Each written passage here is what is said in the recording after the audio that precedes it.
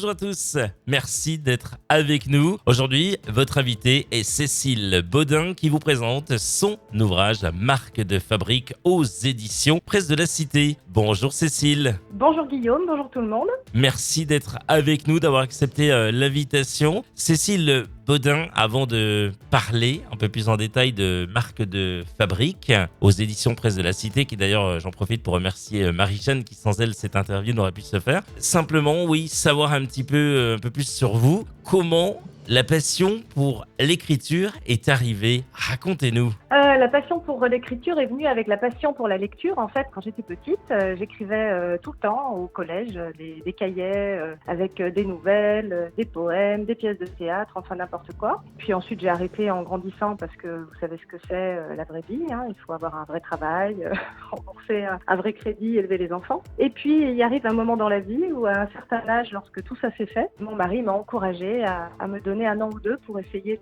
de donner corps à ce rêve d'enfant. Donc, c'est ce que j'ai essayé de faire à partir de 2019, c'est juste avant le Covid.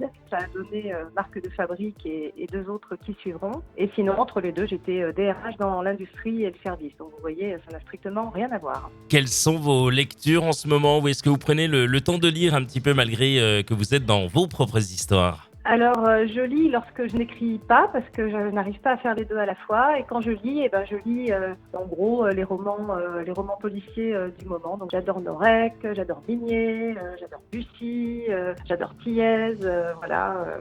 C'est assez classique et assez habituel, je suppose, comme passion pour les polars et pour le thriller en général. Voilà, donc des vrais bouquins, des page-turners dans lesquels je prends beaucoup de plaisir. Merci d'être avec nous. Cécile Bodin est votre invitée. Elle vous dit tout de Marque de fabrique aux éditions Presse de la Cité. Cécile Bodin, Marque de fabrique, comment il est né ce roman? Expliquez-nous.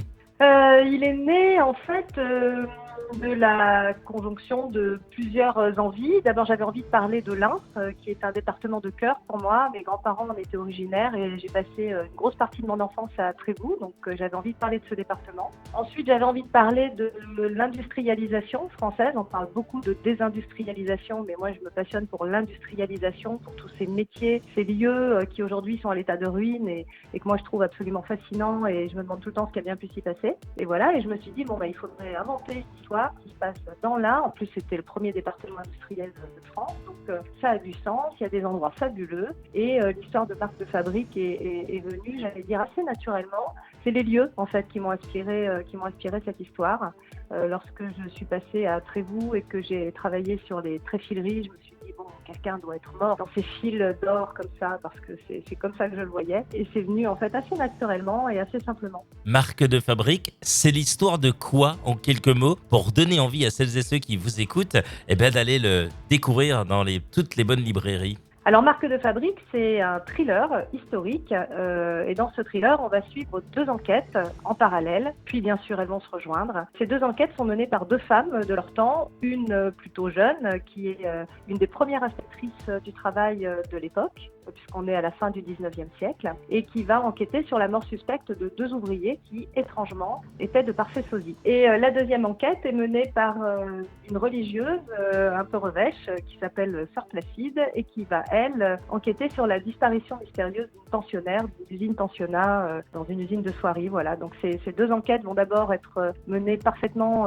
parallèlement et puis petit à petit, elles vont se croiser, s'éclairer mutuellement, se rejoindre et c'est ensemble que ces deux enquêtrices vont finalement résoudre l'énigme et dévoiler le scandale.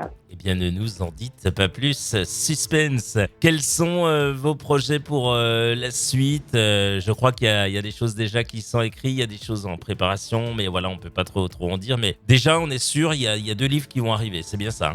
Alors, effectivement, les deux livres qui suivront sont écrits. La prochaine histoire se passera en Lozère, une histoire de serial killer au début du 19e siècle.